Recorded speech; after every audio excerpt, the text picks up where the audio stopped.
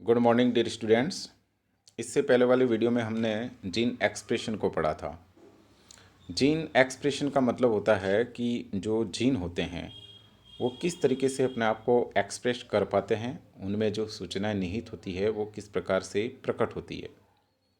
तो उनमें जो सूचनाएं निहित होती है, जो जेनेटिक कोड उसमें होता है, उनको प्रकट होने का जो मैकेनिज्म है उसमें हमने देखा था कि पहले ट्रांसक्रिप्शन होगा, उसके थ्रू एमआरएनए बनेगा और फिर इस ट्रांसक्रिप्शन के बाद में ये जो एमआरएनए बना था उस एमआरएनए से फिर बाद में उसी के अंदर जो सूचना होती है इसके अकॉर्डिंग ट्रांसलेशन होगा और उस ट्रांसलेशन की प्रक्रिया से प्रोटीन बनेगा।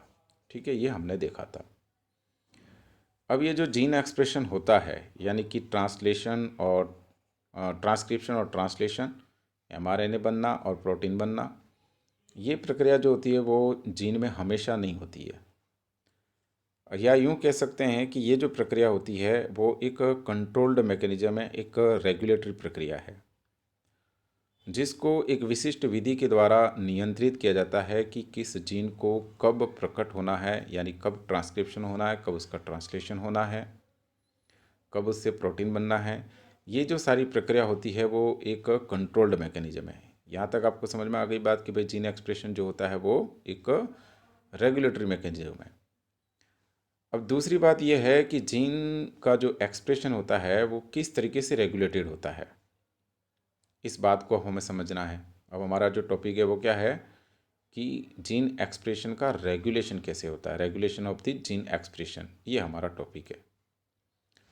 तो जीन एक्सप्रेशन को हम प्रोकैरियोट्स और यूकैरियोट्स दोनों में देख सकते हैं और उसका जो रेगुलेशन होता है वो भी हम इन दोनों में देखेंगे। तो यहाँ ये इंटरेस्टिंग बात है कि प्रोकैरियोट में जो जीन का कंपोजिशन होता है और उसका एक्सप्रेशन होता है और उसका जो रेगुलेशन होता है वो थोड़ा सरल है, इसलिए उसको हम समझ पाए हैं आज तक।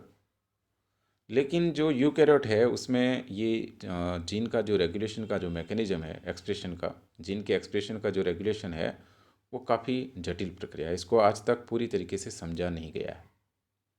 एक बात ये हो गई क्लियर कि प्रोकैरियोट में जीन एक्सप्रेशन को हम यहाँ अभी डिस्कस करने वाले हैं, लेकिन यूकैरियोट में जीन एक्सप्रेशन का जो रेगुलेशन है वो काफ़ी जटिल है, जिसको अभी पूरी तरीके से समझा नहीं गया है। अब बात आती है प्रोकैरियोट में जो जीन एक्सप्रेशन होता है उसका रेगुलेशन किस प्रकार से होगा। तो उसमें भी अलग अलग लेवल होते हैं। वो रेगुलेशन ट्रांसक्रिप्शन के स्तर पर भी हो सकता है जीन के एक्सप्रेशन का, जीन के एक्सप्रेशन का रेगुलेशन ट्रांस लेवल के पर भी हो सकता है, जो ट्रांसलेशन होता है उस लेवल पर भी हो सकता है, ट्रांसलेशन के लेवल पर भी हो सकता है। ठीक है, तो इसी जीन एक्सप्रेशन के रेगुलेशन को समझने के लिए एक कंसेप्ट, एक मॉडल का प्रतिपादन किया गया जैकब और मोनर्ड के द्वारा। इसी gene expression specially in prokaryotes में जीन के एक्सप्रेशन का रेगुलेशन कैसे होता है, इस बात को समझने के लिए एक कंसेप्ट जैकब एवं मोनार्ड के द्वारा 1961 में प्रतिपादित किया गया।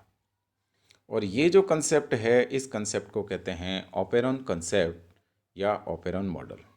ओके, तो इस तरीके से ऑपेरॉन कंसेप्ट क्या है। ऑपेरॉन कंसेप्ट प्रोकैरियोट्स में, किसमें, प्रोकैरियोट्स में जो जीन के एक्सप्रेशन का रेगुलेशन होता है, जीन के फंक्शन का जो रेगुलेशन होता है, एक्शन का जो रेगुलेशन होता है, उस रेगुलेशन की मैकेनिज्म को बताने का कंसेप्ट है। और इस कंसेप्ट को सर्वप्रथम 1961 में जैकब मोनार्ड ने ई कोलाई में समझाया था। ई कोलाई जो बैक्टीरिया होता है उसमें देखा था। यहाँ तक बात समझ में आ गई कि ऑपेरॉन कंसेप्ट क्या है। अब इसमें जो वर्ड है ऑपेरॉन, इस ऑपेरॉन का क्या मीनिंग होता है। तो operon is actually part of DNA. DNA जो है, डीएनए मॉलिक्यूल जो होता है, जेनेटिक मटेरियल है, उस डीएनए का एक पार्ट है। और हम जानते हैं कि डीएनए जो होता है वो जीन से मिलके बनता है। तो in this way operon is मतलब actually a group of genes, मतलब कुछ जीन का समूह है और डीएनए का पार्ट है। मतलब ये डीएनए है तो इसमें से कई सारे छोटे छोटे पार्ट होंगे, माना कि ये वाला पार्ट एक ऑपेरॉन है, तो उसके अंदर कई सारे छोटे छोटे जीन होंगे, वो सारे जीन का एक समूह मिल करके ऑपेरॉन बनाता है। ठीक है, अब इस ऑपेरॉन के अंदर promoter gene, operator gene, structural gene और कभी कभी रेगुलेटर जीन को भी इसमें शामिल करते हैं। तो ये सारे जीन इसमें शामिल होते हैं। ठीक है। एक्चुअल में जो ये ऑपेरॉन होता है उसमें जो जीन होते हैं उन जीनों को दो मोटे मोटे भागों में बांट सकते हैं। एक कंट्रोलर जीन होते हैं। कौन से जीन? Controller gene. और दूसरे होते हैं स्ट्रक्चरल जीन। ये दो जीन होते हैं। कंट्रोलर जीन वो जो इस जीन एक्सप्रेशन की प्रक्रिया को कंट्रोल कर रहे हो, रेगुलेट कर रहे हो, जिसके अंदर रेगुलेटर जीन आता है, प्रमोटर जीन आता है, ऑपरेटर जीन आता है। ये सब जीन जो होते हैं वो कंट्रोलर जीन है, जो जीन एक्सप्रेशन की प्रक्रिया को कंट्रोल या रेगुलेट करते हैं। दूसरा जो पार्ट होता है वो होता है स्ट्रक्चरल जीन का। स्ट्रक्चरल जीन में जेनेटिक कोड होते हैं। कहने का मतलब यही वो पार्ट है जिसका ट्रांसक्रिप्शन होना है या नहीं है, जिसका मतलब कंट्रोल किया जाना है, जिसका रेगुलेशन किया जाना है, वो ये वाला पार्ट। ये कंट्रोल करने वाला है और इसका कंट्रोल होने वाला है। ओके। तो इसमें जेनेटिक कोड होते हैं। फिर इसके बाद में इसका ट्रांसक्रिप्शन होगा तो फिर एमआरएनए बनेगा, एमआरएनए से फिर ट्रांसलेशन और फिर प्रोटीन बनेगा। तो इस तरीके से ये जो ऑपेरॉन है, इस ऑपेरॉन में दो तरीके के मोटे मोटे रूप से देखें जीन के पार्ट हो गए, कंट्रोलर वाला पार्ट और एक स्ट्रक्चरल वाला पार्ट। कंट्रोलर में रेगुलेटर जीन आते हैं, प्रोमोटर जीन आते हैं, ऑपरेटर जीन आते हैं। ओके। और स्ट्रक्चरल वाला पार्ट जो होता है उसका ट्रांसक्रिप्शन होता है और इससे फिर बाद में प्रोटीन बनता है। ठीक है। तो ये हो गया आपके ऑपेरॉन क्या है उसकी बात कि ऑपेरॉन क्या है। तो ऑपेरॉन डीएनए का पार्ट है जिसमें प्रोमोटर, ऑपरेटर, स्ट्रक्चरल, रेगुलेटर वगैरह जीन आते हैं। ऑपेरेंट कॉन्सेप्ट क्या है? तो ऑपेरेंट कॉन्सेप्ट जीन में प्रोकैरियोट्स में जीन एक्सप्रेशन जो होता है उसका रेगुलेशन कैसे होगा उस बात को समझाने का कॉन्सेप्ट है। ठीक।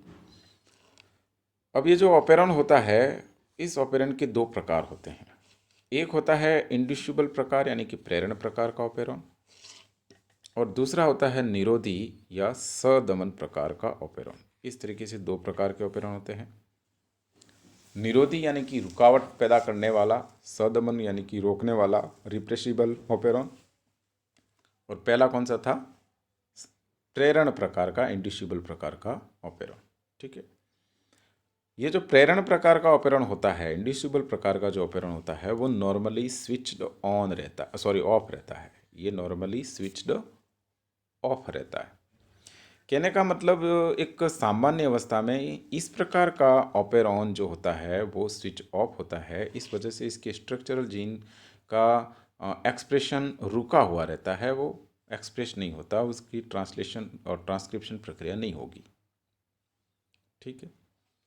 क्योंकि ये प्रेरण प्रकार का ऑपेरॉन है इसलिए इसको हम नेगेटिव रेगुलेशन मैकेनिज्म भी कह सकते हैं। ये नेगेटिव प्रकार का है। क्यों? क्योंकि जनरल या सामान्य अवस्था में ये स्विच्ड ऑफ रहता है। इसमें क्या होता है, एक रेक्टिव रिप्रेशर होता है, वो इस पूरे जीन को या डीएनए की जो एक्सप्रेशन है इसको, उस पर्टिकुलर पार्ट के ऑपेरॉन को बंद रखता है। लेकिन जैसे ही कोई इंड्यूसर आ जाएगा तो वो फिर इस एक्टिव रिप्रेशर को इनएक्टिव रिप्रेशर में बदल देगा और इस तरीके से ये प्रक्रिया शुरू हो जाएगी। यहाँ पर एक ट्रांसक्रिप्शन की प्रक्रिया शुरू हो जाएगी।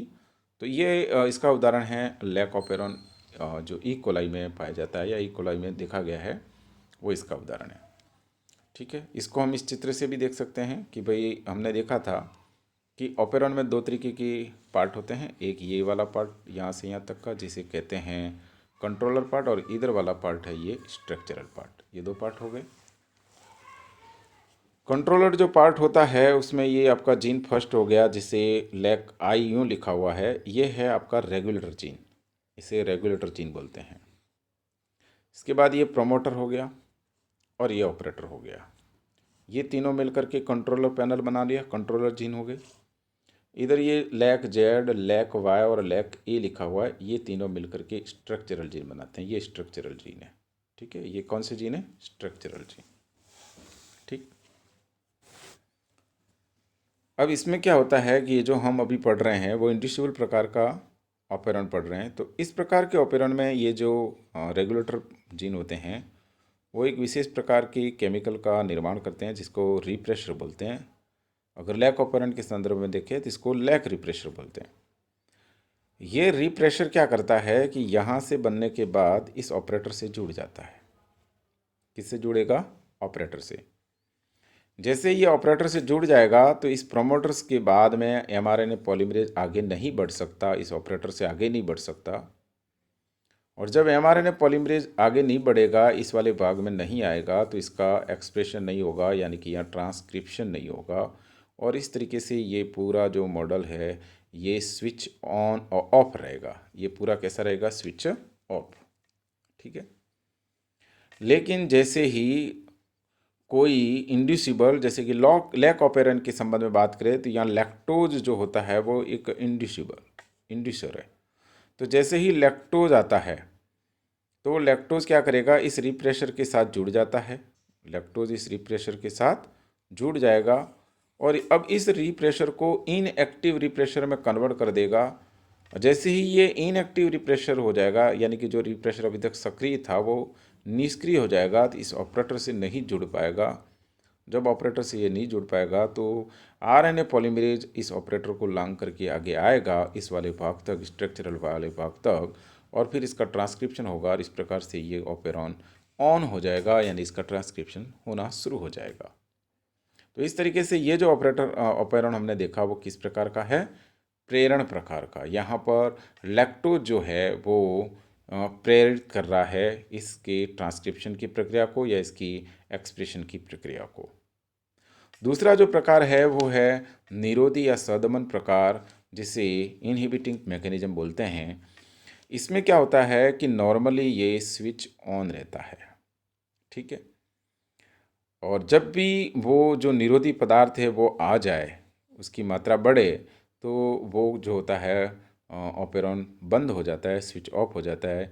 इसलिए इस प्रकार के रेगुलेशन को पॉजिटिव रेगुलेशन मैकेनिज्म बोलते हैं। और इसका उदाहरण है ट्रिप्टोफैन ऑपेरॉन, जिसे ई कोलाई में देखा गया।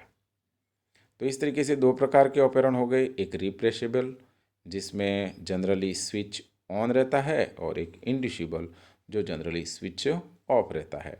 इंड्यूसिबल में आपका जो लैक्टोज है वो, उदाहरण के लिए लैक ऑपेरॉन की बात करें तो यहाँ पर जो लैक्टोज होता है वो एक इंड्यूसिबल के रूप में काम करता है, और इसमें ट्रिप्टोफैन जो है वो एक निरोधी पदार्थ के रूप में काम करता है। तो इस तरीके से अभी आपने इस वीडियो में ऑपेरॉन क्या होता है और ऑपेरॉन की क्या संरचना होती है, इसका क्या कंसेप्ट होता है, इस बात को जाना। नेक्स्ट वीडियो में हम लैक ऑपेरॉन को पढ़ेंगे, जो काफ़ी इम्पोर्टेंट है एग्ज़ाम की दृष्टि से भी और हमारे इस विषय के लिए भी। That's all, thank you.